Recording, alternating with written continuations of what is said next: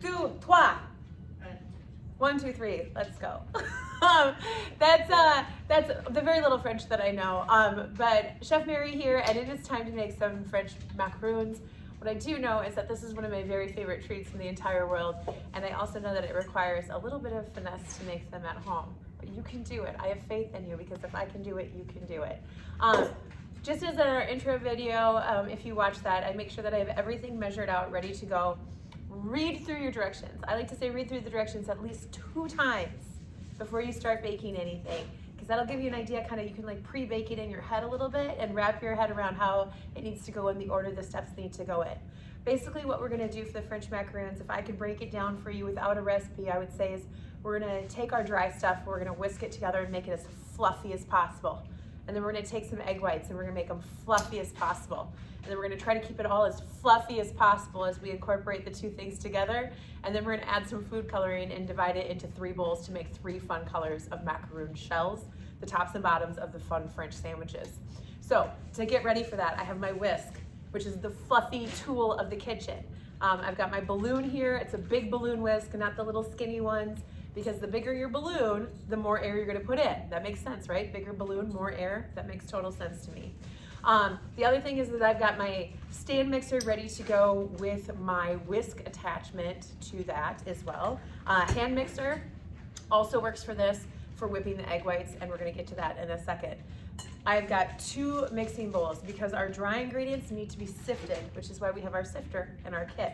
And so we're gonna get started with that. I'm gonna take, and we are going to sift together our almond flour, the 96 grams, the pre-measured 1 cup, fluff that all out. We don't want any big chunks of this, which is why we have so much sifting involved. We've got our powdered sugar here, and I'm gonna start whisking those in together to keep this all really, really nice and light.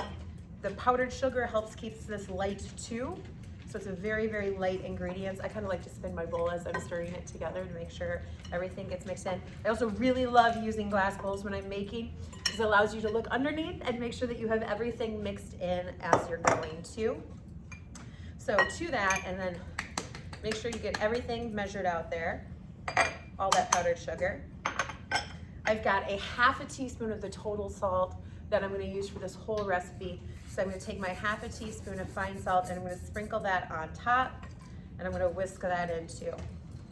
And this is where we are going to sift. So we're gonna take, and this is helpful if you've got 2 hands in the kitchen too, but you can do it with 1.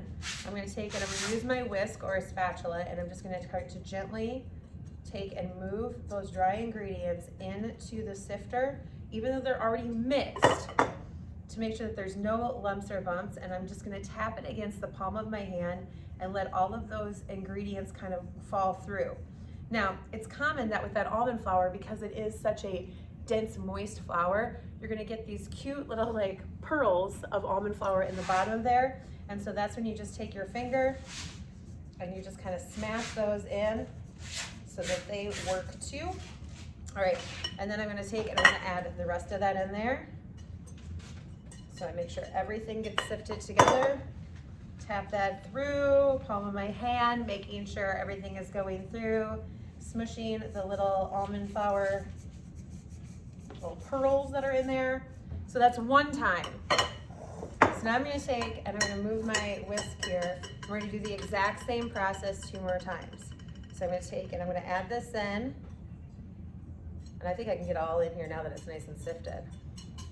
Okay? And I'm gonna take and I'm gonna go tap, and I'm just gonna tap this through. Again, while you're sifting it, it's incorporating the powdered sugar with the almond flour and the salt, and it's also getting rid of any lumps that might be in there so that our macaroons have really the smoothest consistency as possible. And then we're gonna do this a 3rd time.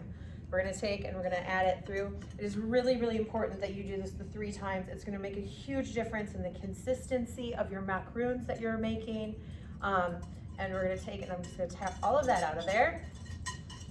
All right, and I've got my spatula handy because I wanna make sure if you do not scrape your bowl with a spatula, you're gonna end up losing about 2 teaspoons of that sugar and mixture that's in that bowl. So we're gonna take and make sure I get all of that fluff out of there. Got some powdered sugar vapors in the air. All right, then I'm gonna take and sift it through that third time, making sure that all of those ingredients are fully worked together and pushing the last little bit of pearls that are in there. There we go. And we've got our dry ingredients. Set that off to the side for just a second. All right, now we're gonna start whipping these egg whites. Okay, second tip, keeping things light and fluffy. Use room temperature eggs for this. It's very, very important that our eggs are at room temperature. So I just have my 3 eggs I've divided, and we're gonna take those egg whites and we're gonna whip them until they become a soft peak before we start gradually adding in the other ingredients. This is gonna take like 2 to 3 minutes. And so I'm going to set my timer and come back, and we will have soft peaked egg whites that we're gonna start adding sugar into.